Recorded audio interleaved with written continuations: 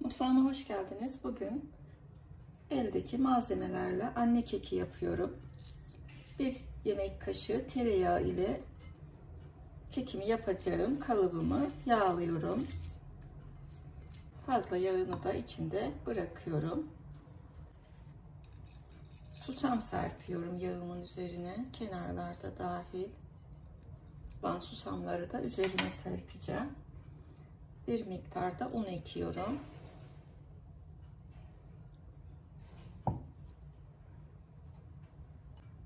Kalıbım hazır. Harcımı hazırlayana kadar buzdolabında bekleteceğim. 3 su bardağı unu kabıma aldım. Üzerine bir paket kabartma tozu, bir paket şekerli vanilin ekliyorum. Karıştırıyorum. Unumu bir kenara alıyorum. Bu şekilde manuel bir doğrayıcıda çırpacağım kekimi. 3 adet yumurtamı kırıyorum.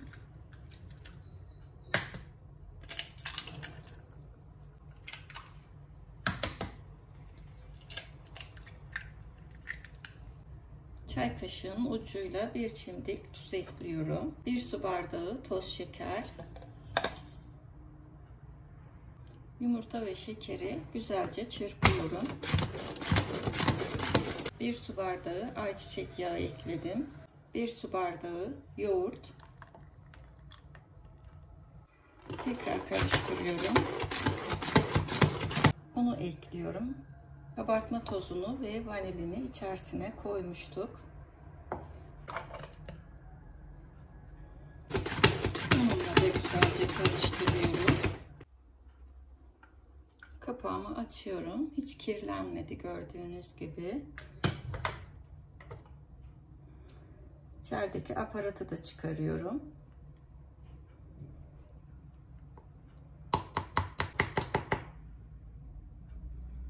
Şöyle bir tekrar karıştırıyorum. Kenarlarda kalan un varsa karışması için. Şimdi tepsime boşaltacağım.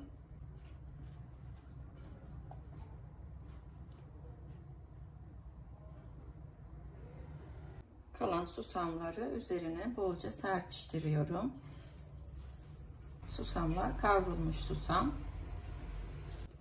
Biraz da toz şeker serpiyorum. 1 yemek kaşığı kadar. Kekimiz fırına gitmeye hazır. 160 derecede 40-50 dakika altı üstü kızarana kadar pişireceğim.